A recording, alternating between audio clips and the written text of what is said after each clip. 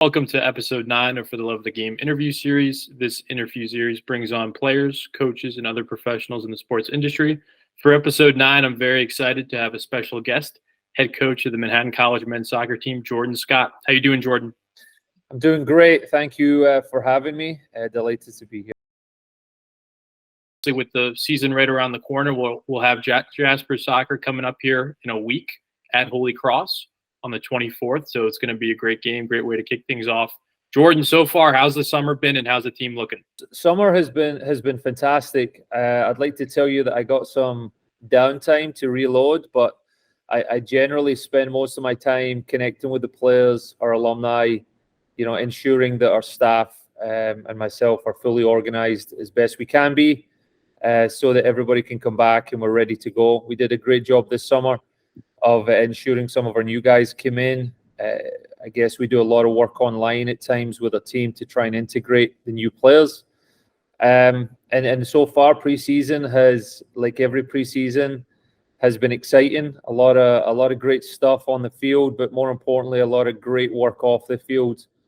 We're really focused in on our team first approach this year and ensuring that we got off to a quicker start than we did last year. When you look at the non-conference schedule, super competitive. A couple of A-10 matchups with Fordham, as always, the Battle of the Bronx, and Columbia as well, another local rivalry. What could you say about this 2023 slate of games in the non-conference? We actually have a very similar one that we had last year, right? There's a lot of home and homes in there with some really top teams and programs. I expect the same competitive schedule.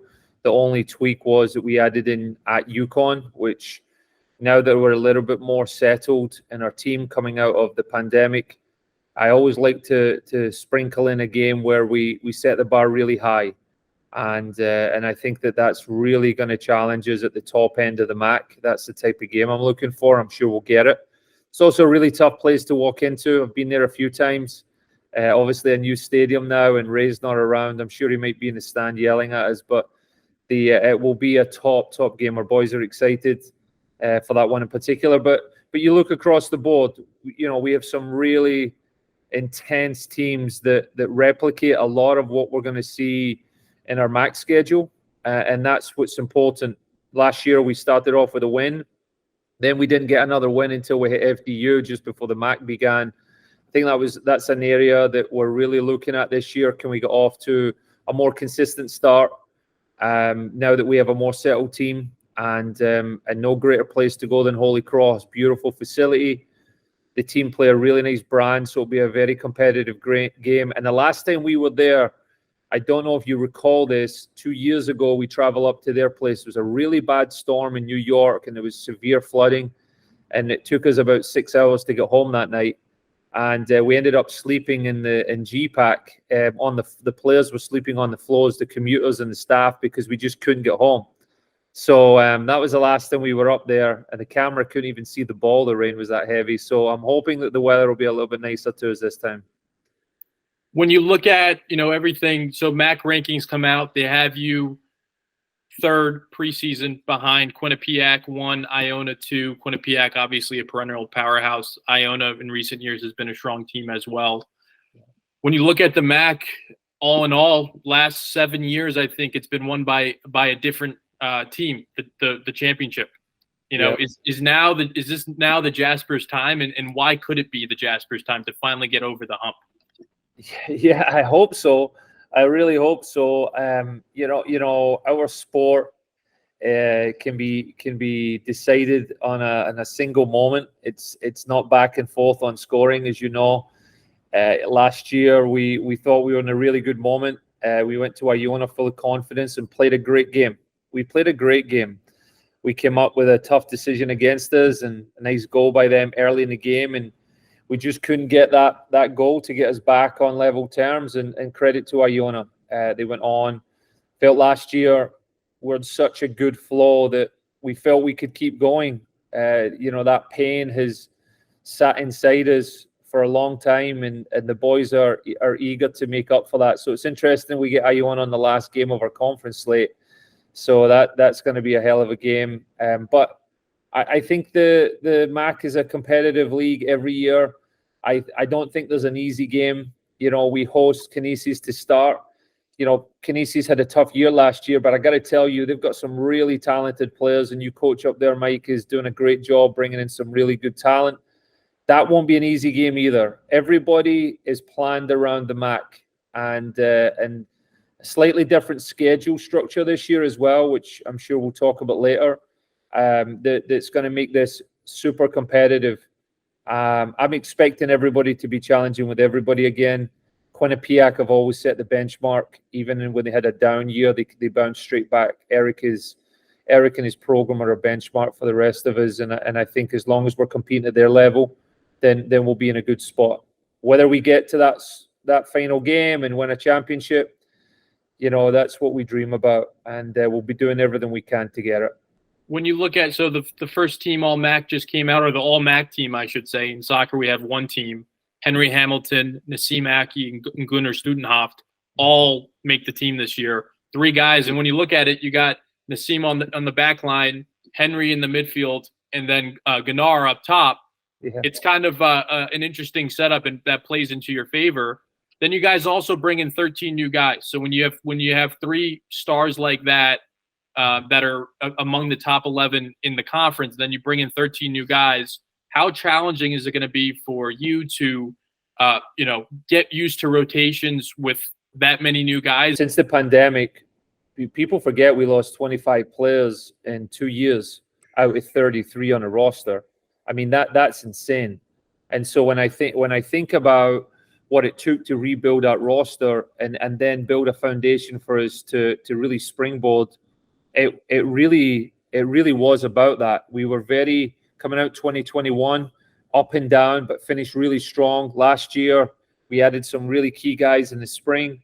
And when we came out of the spring, we were allowed to then sort of kick on at the back end. But now we're very settled. We had a tremendous spring, some really good performances in spring games, as much as you can read into those games. But we definitely had a good flow. We added 2 guys in the spring that really helped us. A kid called Malo Blando came in from West Virginia, who is an unbelievable addition at the back line as well.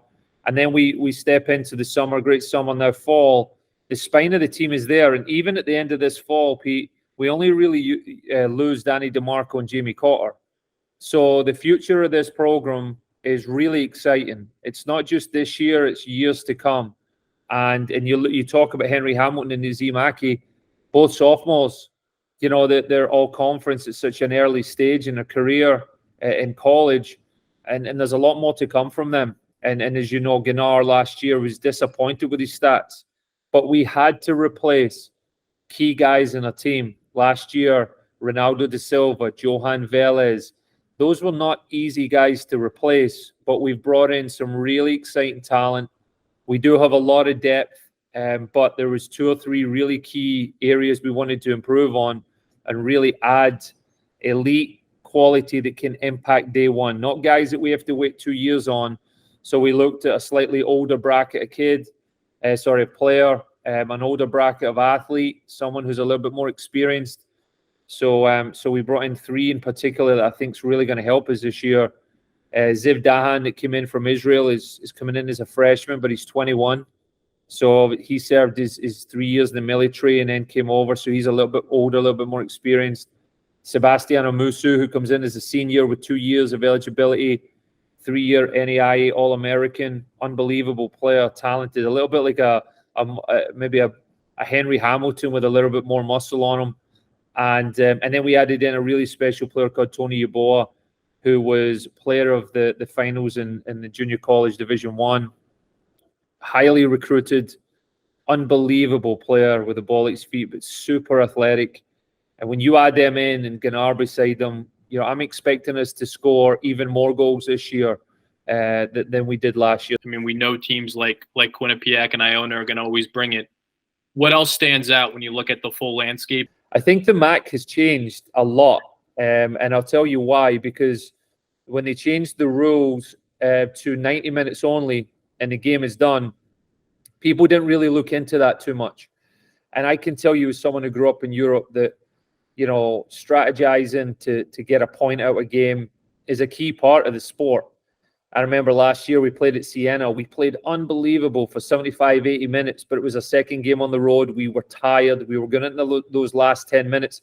I altered the team to sit in a little bit and just come out of it with a draw because we were under pressure for 10, 15 minutes. They had obviously played at home twice, so they had a little bit more of an advantage. So I changed it, and we finished the game with a draw. Now, I'll tell you right now, because I pulled them up for you. In 2019, before the pandemic, in the MAC conference, men's soccer, there were 10 ties. Okay? That included overtimes all the way through to a tie. In 2021, there were 8 ties. Then they changed the rule, and in 2022, we had 34.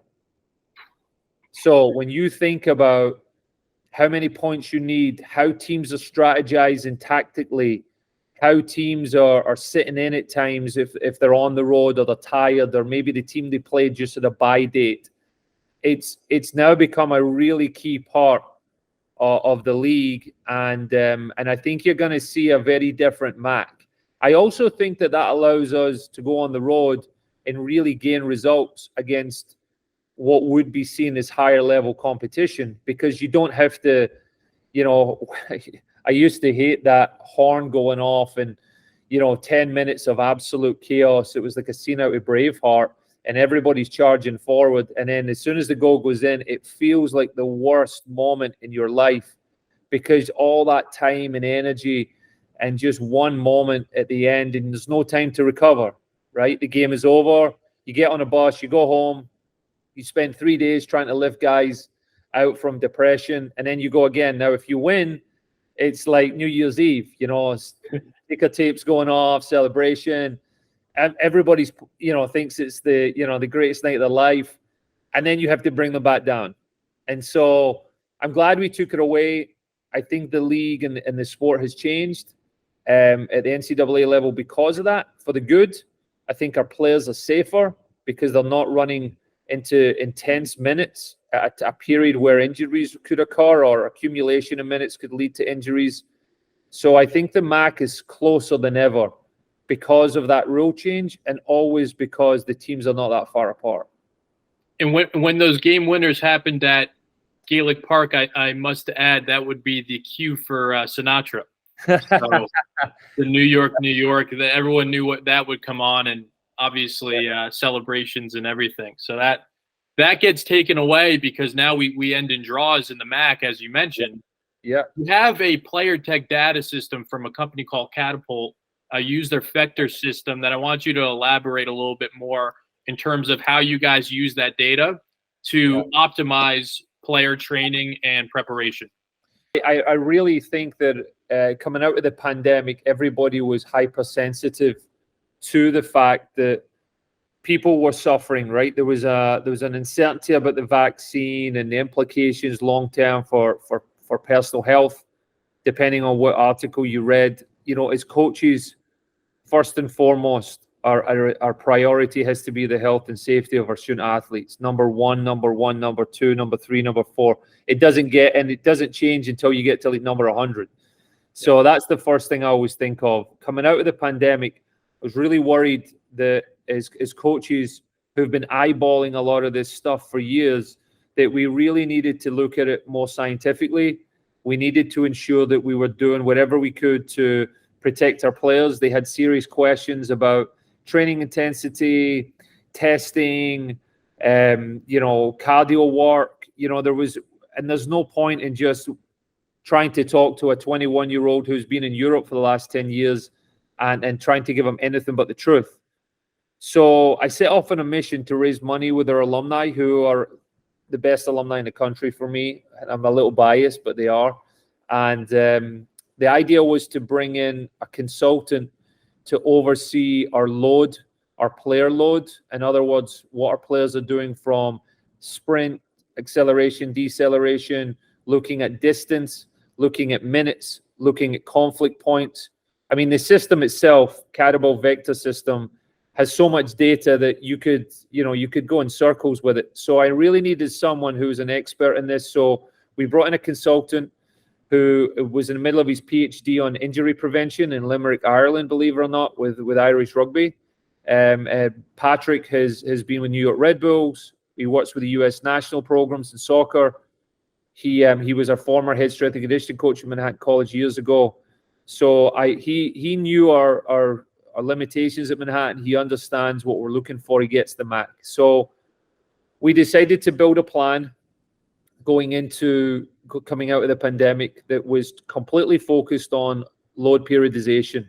So in other words, looking at how much output is a player using within every session, and then comparing that to how he feels, and then adjusting sessions based on time, reps, rest, size of area versus participants, and really coming up with a way that we can look at managing things. So instead of me just rolling a ball out and then 90 minutes, we'll see you at the end, we'll play a game at the end, we leave. Now we're really looking at our plan in detail. So if we have a 60-minute plan with a medium-sized load, and we want the players to perceive the session to be 5 out of 10, we have complete graphics, data, session plan structure, all loaded into a system online that we host within our Google folder or Google Drive. And Patrick monitors that every day because we upload the pods every day, all the data. And then he gives us an idea on where each player is. Some guys go too much, some guys don't do enough. And we adjust and edit our sessions so that we can keep them there. Because no matter what you do in college sport, it's crisis in season, it's crisis management. How quickly can you get your best players on the field in the best possible condition to play? That's it. And if you lose a key guy, then your season might go right down the pan.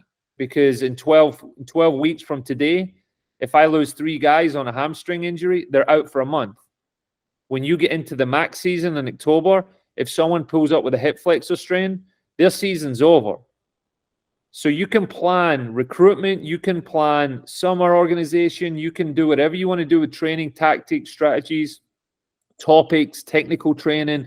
You can go nuts with nutrition, sleeping habits, the whole thing, right? But at the end of the day, if you're not measuring how hard a player is working and you're guessing, you're on a dangerous line. The 21st century model was something floated around college soccer in terms of having a fall season, you know, in the first part, and then bringing it back in the spring season, and then doing a championship NCAA tournament between when college baseball does their World Series, and then also when lacrosse does, you know, their Final Four as well, putting it in there and making it more of a year-long thing.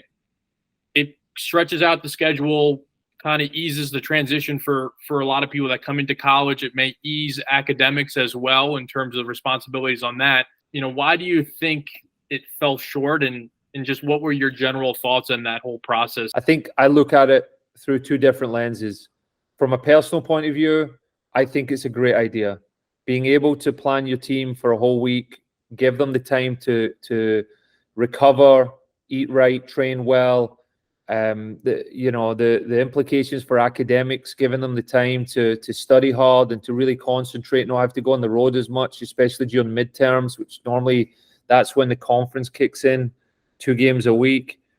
You look at in terms of our players, if someone gets injured in one game, the MAC is 6 weeks of Wednesday, Saturday. If you get one injury, you could potentially miss 50, 60%, sometimes even your entire schedule. And for a college senior in particular, we had a couple of them over the years that just missed everything. So I see from a personal side, I see tremendous benefit to it. Then again, from an institutional side, you have to look at it realistically, right? So we have a field that's used for multiple sports. We have softball, lacrosse in the spring. We have softball in the spring. There is tremendous use on our field. And in a game day, it's not just a 2-hour slot. You're looking at a 4-hour slot. There's tremendous challenges with staffing. So usually, we have a athletic trainer who works with us in the fall, and then obviously she goes over or he goes over to lacrosse in the spring. So what happens when there's a game on the same day? We're home, they're away. Now you're looking at that. Now you're looking at, is the weather good in Syracuse in February, March time? Are they going to have facilities at Niagara or Canisius to deal with a 8 feet of snow, and what about traveling in those conditions as well, right? So I think that there's a lot of hurdles. I don't think it's unrealistic to look at it and make it happen, but there was definitely a lot of kickback from specific conferences, and the women's side were not tremendously in favor of it either. Just from a professional point of view, Pete, we're dealing with coaches at all levels, from the men's and the women's side of Division One.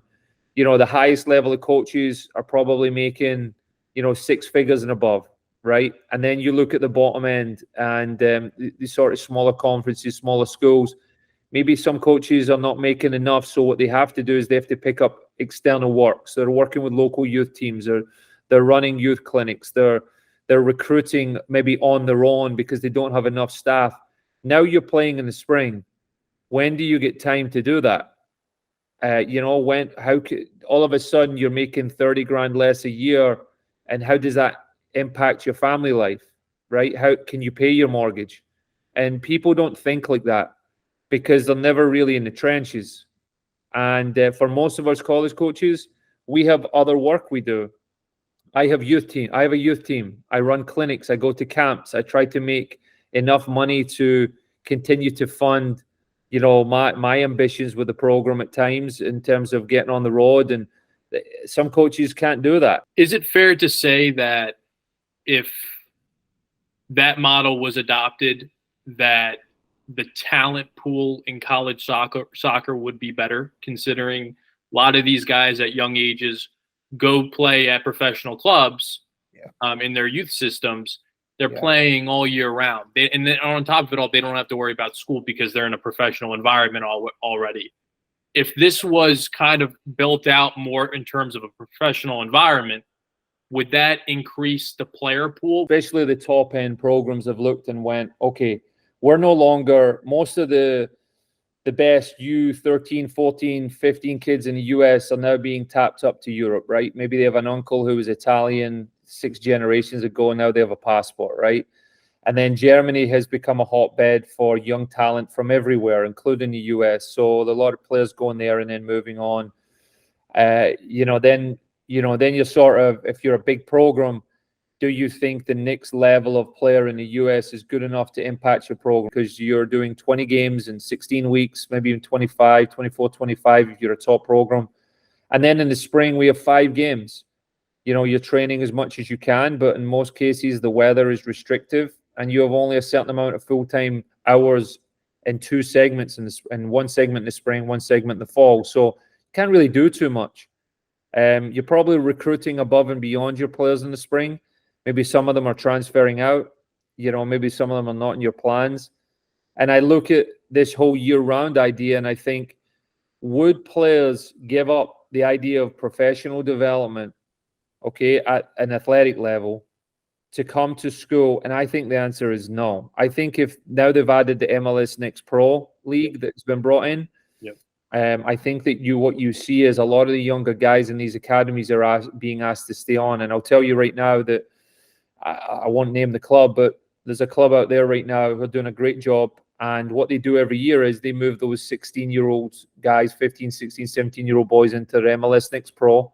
And then they fill the gaps that they don't have players they think can advance that are on a professional pathway. They fill those gaps with college guys, local college guys that are graduating. And the whole essence of MLS Next Pro is to move that 16, 17-year-old up into the first team, and then hopefully sell them for some big money down the line, right? That's what the league has become in so many ways, although obviously the explosion in Miami right now maybe suggests otherwise. But for the most part, that's what the league has become. You look at Almiron that went to Newcastle, and some of these guys are heading over for big money now from the MLS. And I think it's great. I think we need to stop comparing ourselves to that. My idea is that if you're choosing to become a student athlete, then you're really putting focus into your studies, your future, your career pathway. And then if you want to compete at a specific level, D1, D2, D3, JUCO if you need to, NAI, whatever it is you decide, I think you have to understand the structure of the program you're walking into. When you're recruiting as a college soccer coach, you're bringing in players from all over the world. How do you manage that? And how much of a nonstop grind is it, for you and your staff, considering, as we mentioned, you're packing your fall season into 6-7 weeks, and then the rest of the time off. I mean, you have side responsibilities as well, but it's a big time to bring in players. It's also a big time to lose players. Yeah, you used to only have to recruit new players. Now you have to recruit new players and then recruit your own players back again, right? And I had this discussion a month ago with someone. They asked about recruitment, and I said, I'm recruiting every day because you don't want to lose your best players.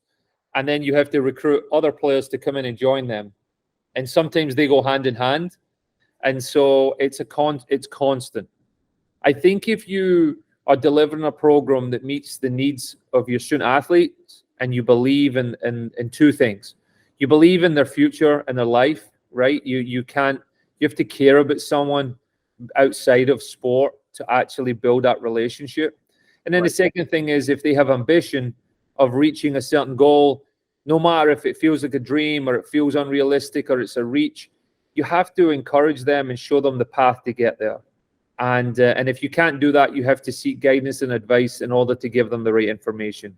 I think if you look at my program, we had 8 All-Mac selections last year, and not one of them left.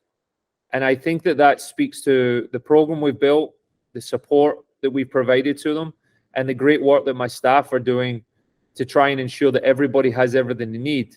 And at the mid-major level, that's sometimes impossible, right? It's not always 6,000 people in the stand and, the perfect grass field and, on a flight every weekend to the West Coast to play games. Like we don't have that. But what we do have is we have this amazing community. I call it community all the time of players and staff that are truly dedicated to each other. And the moment there isn't any dedication, then you shake hands, you hug, and you part ways, and you help them move on. And that's what we want. We want to win a MAC. We know that. All the guys are determined. No one's talking about leaving because the MAC is the only thing we care about. And I look at the culture of our group and the type of players I've brought into. There is so much difference. There is just this unbelievable diversity. Forget about diversity in nationality, but there's such great diversity in personality. And I say this all the time to them. Our difference is our strength. Our differences make us stronger. There are so many parts of the world right now where people are scared and restricted in what they can and can't say. We have really worked hard in our group about being able to talk about the sensitive areas of the world right now: religion, culture, beliefs, politics. Like, I want my guys to feel like they can share, because a safe environment is a successful environment. And I'm not saying that it's that for everybody, but if every day we're working to that, then that safety is going to allow people to feel they can be who they want to be. And if they feel they can be who they want to be in front of the team, then we can support them anytime they come up against any challenges. And that is a huge part of who we are. New York City, when I first came to New York City, people always used to say to me, it is like this cocktail of so many different nationalities. You don't know where you're going. Little Italy into meatpacking, into Chinatown. It's chaos. You don't know. You can walk into some Italian guy's house in Jersey, then you can go across into, Queens and up into the Bronx, and you run into crazy Jamaican food and tacos and South America. Like, it's unbelievable, right? Yep. I want my program to feel like that. That's who we need to be. We need to be New York. We need to be blended. We need to want to work together. We have to go through fierce conversations when conflict arises, and we have to be honest and upfront. And when I recruit people, I look at their life. I look at the person they are first. And I always say this whenever I'm asked in any coaching clinic, what type of player do you want? I said, it's not the type of player I want. It's the type of person I want. I want someone whose back's against the wall. I don't need someone who's got a get out of jail free card on a Monopoly board. I need someone whose back's against the wall, that knows this is my opportunity in life. I'm all in, just like the coaches are, and I'm going to make sure I get the most out of this. That's the type of guy I want. Entering your 11th season at the helm at Manhattan, you're an elder statesman among Manhattan coaches. Yeah. You are. And when you look at now, fourth athletic director in your tenure here, counting also you were an assistant here for a couple of years too before taking over. Irma Garcia just comes in, starting out her tenure here, coming over from St. Francis, Brooklyn, who unfortunately cut their athletics programs. She comes in now as the interim, with the possibility of staying much longer. But she's already been kind of rolling up her sleeves and getting to work. She spoke with your team recently ahead of the games coming up and just to meet the players and stuff. How did that go? And what are your early impressions of working with Irma? I knew Irma about 8 years ago when she was interviewing as well for the position, and her approach 8 years ago and her approach right now is exactly the same. It's amazing. She is extremely warm, caring, focused on the student athlete experience. She really believes in building deep connections with her coaches. So she talks to is we have to be a family. We have to be able to talk to each other. We have to be able to lean on each other. She spoke an awful lot to our team the other day there about being able to communicate openly with everyone on campus. But she has been a tremendous warmth to the department. A lot going on this summer at the school with changes in staffing structure and new president, new provost. There's a lot going on, and in a really positive way that our future of a school is really exciting. And Irma coming in just sort of tops that off because she says she's a big football fan. So soccer fan, should I say? So as long as she's a soccer fan, she's going to love our team. We have an exciting journey ahead of us.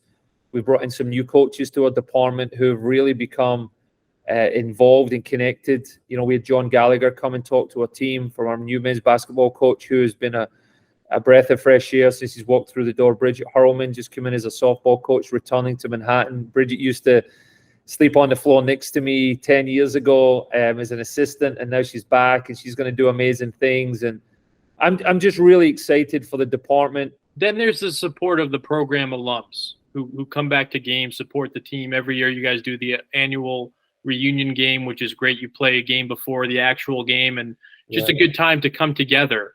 Yeah. They're part of the Jasper Soccer Supporter Club, something that you launched a year ago as well. Just trying to get these guys involved, and the building of GPAC and showing them around and welcoming them on visits. What could you say about all these alums who have come from, decades worth of alums coming back now? How special is each interaction with them? That I don't think I have enough words. I really don't, Pete. We went through a lot of tough times at Manhattan. We went through a lot of moments. The pandemic was really tough on everybody. I don't think I could have got through a lot of that without their support. I really don't. It was really challenging, but their passion, their commitment to give up their own personal time, their advice, their guidance, their encouragement, they're relentless. They're absolutely relentless. I don't have one negative word to say about any of my guys. I would gladly, fly around the country just hanging out with them. Truthfully, maybe one day I'll do that when I retire. They are just amazing people. We've had people on our side believing in what we do. But I'll take it back a step to their 50th anniversary before the pandemic. It really was a catalyst for everything we've done. As a only full-time coach and other part-time staff, it was tough to get any sort of alumni connection. It takes a tremendous amount of work, time, money to get around. And I spent a lot of years begging for forgiveness for years of maybe absence in our program before I came in. But over the years, we've built up these deep connections and friendships that I feel like I can call them and just talk about football. I could call them and talk about their families. Yep. I don't always pick up the phone and talk to them about Manhattan College, believe it or not. We'll talk about everything, mainly about Liverpool, because obviously we're struggling right now for transfers. So that comes up a lot. But I would tell you that they have really been a catalyst. They have been my motivation. I tell you, when I wake up in the morning, I feel responsible for everything we do. I feel accountable. I feel like I have to be held accountable by them. Sometimes in this job, you're managing up as well as managing down. And I always feel that anytime I'm having a hard time, I come back to who are we doing it for? Why are we building this environment? It's so the next student athlete can have an even better experience than the previous one, in the hopes that that can be a sort of platform for them to go live life and be successful. We created a committee just before the pandemic. I had this vision of building a what I call an alumni series, where we do just more than an alumni game, because it's not always possible. A lot of people have children, they have work. It's not easy to fit it in. So the alumni series encapsulates everything we do. We have an alumni appreciation game in the fall. We also have an alumni game in the fall. We set up the Jasper Soccer Supporters Club, which is a really, a couple of $100 membership, but it's not about the money as much as it's about having as many people connected. People in our membership get daily highlights, interviews with players, newsletters. I mean, you know that. We have so much information going out. It's relentless. Our social media is booming because of that. It's been a fun summer of soccer, Women's World Cup. We had a lot of international action, Leagues Cup right now, start of the Premier League, your club, Liverpool, back in action. Yeah. How fun has it been to watch all these things and watching the games here, the games that are happening in the States? I think that the MLS has obviously went up a notch since the arrival of Sir Leo Messi. I think that it's an amazing thing for the country. I can tell you that I was scrambling for tickets to watch him at Red Bull on the 26th, which I have, which is amazing. And I'll be taking Megan with me, although I had a few other people in my ear. But I think it's a great thing for the youth of the country to be able to see that level of talent and to feel like, there's players out there on the field that get to play with him, see him every day. I think it's amazing. I think that there's a lot of other things going on. Women's World Cup has been tremendous success. I don't know where I sit with England being in the final, because you know how I feel about that. But I just want the best team to win. But I think it's been a great advert. The crowds have been amazing. I think the time difference has made it really tough for us to see a lot over here. Yep. But certainly you can pick up the highlights in the games later. I think there's been a tremendous growth in the Premier League in this country. I think everybody's absorbed in it. I went to a few games I was lucky to go to a few games this summer. One down at Philly between Brighton and Chelsea. Then I was able to watch Brighton and Newcastle. So I don't really need to get on a plane and travel, 4,000 miles to go watch my beloved Liverpool. And the crowds and the enthusiasm and, when I went to Philly, it was really interesting. I'd never been to the Eagles Stadium before, Lincoln. And I went there and I went to the car park and they were tailgating for a Premier League game. And I'm like, wow, this is incredible. When did this start happening? And I was thinking to myself, I hope they don't make this an idea back in Scotland and England, because I don't think anybody will make it home. But I think it's just an amazing thing to be part of. I feel like I've been here and saw the growth since 2003. I've seen a tremendous uptick in access and availability and connection to all parts of the game, men's, the women's game, the youth game, the Premier League, the improvement MLS, the increase in stadiums and teams. I just think that when the World Cup comes around, it's going to really accelerate it even further. And I don't know if there is data measuring out there, but I'd be interested to see once the World Cup goes through where soccer falls on the totem pole. Because I got to tell you, in this country, I've been told it was never anywhere near where it is now. I think by the time the World Cup goes around, we're going to have a real challenge up there with baseball and basketball. And I don't know if we'll get to football, but certainly those two, I think you can see that. So it's an exciting time, and I'm happy to be part of it. Jorden, thanks so much for taking the time. Good luck this upcoming week. Safe travels up to Worcester, which would be a great game with Holy Cross, as the 2023 campaign is set to get underway for the Jaspers men's soccer team. So good luck this season and try to bring it home. I will. Go Jaspers, baby.